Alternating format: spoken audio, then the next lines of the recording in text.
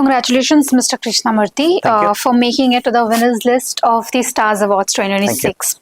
My first question to you, what has been the most significant change in customer expectations within your industry? Yeah, considering the entire industry is evolving, the customers are looking for the technology adoption from a business outcome, right? It could be operational automation, it could be building efficiency in the team, but all of that should dovetail into the business outcome, which ideally means they need to see a spike in the revenue, they need to see a spike in customer acquisitions, and they need to see a spike in their profitability as well. So this obviously has become a holy grail, even if it is B2C or B2B, and we are actually seeing this rapidly at this current point of time.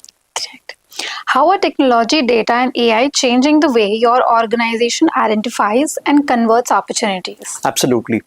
Converting an opportunity, you'll have to have speed to the market, right? And you lose a customer not for that instant, but you lose a customer long term. So I lose a long term revenue as well. So in sales, we've kind of brought in a lot of, I would say, technology incubations. Like a pipeline today is viewed not by me or by EA or my ops, it's actually viewed by AI. Then it kind of picks up the top of the funnel and analyzes a pattern that which of this pipeline are likely to close in this quarter and which the pipeline would ideally close in subsequent quarter. So the entire focus for us becomes, okay, pick this customer, go short term.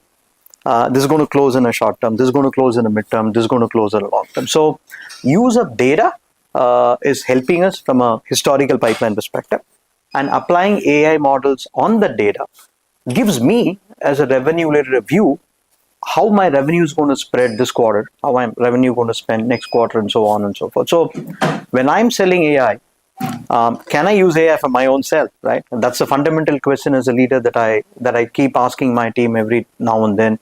And sales itself as an ecosystem has become very effective by we using this at this current point of time. Okay. Mr. Murthy, can you describe a decision or calculated risk that produced an unexpectedly strong business outcome? Absolutely. Gone are the days where you're a mere services-oriented company, right? Today, you will have to be a productized company, which invariably is doing a service on the product that you sold, right? So productization is extremely important. It's imperative today in the market, especially when you're selling technology.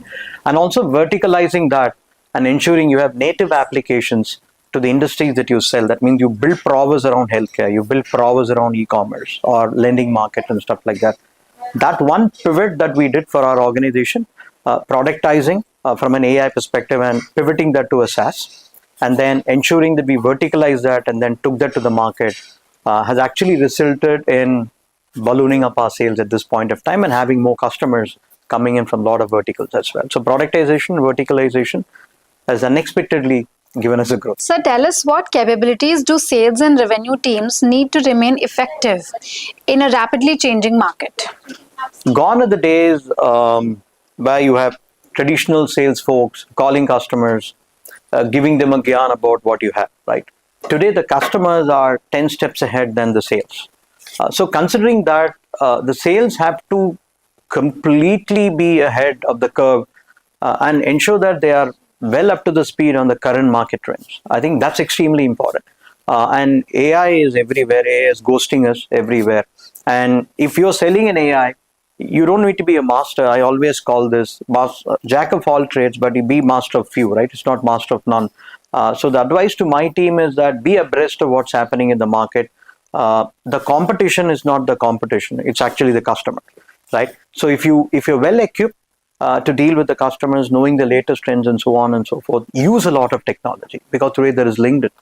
I started my career in 1998. I just had a 1,000-page yellow book to actually understand who's a client in either in US or in India, right? So now the technology is in the hands of everyone, right? Be it Gen Z, be it millennials, and so on and so forth. So sales have to equip themselves with the latest in the trends, so that they're able to evangelize the customers and bring them on board.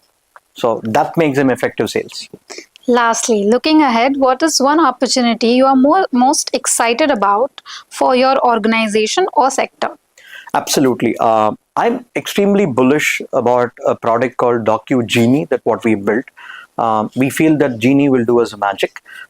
This predominantly caters to the lending industry in terms of automating the entire lending journey for the lender, which helps them to acquire more borrowers as well. It's starting from doing a bank statement analysis, starting from doing a KYC verification for the customers, and so on and so forth. India is extremely complex, so there are plethora of documents that hits the lender from the borrowers, and hence they obviously need to unpack these documents and validate and understand.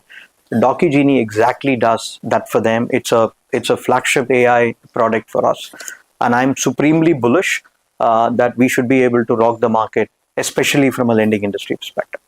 Great. Thank you so much for joining us, and congratulations once again. Thank you.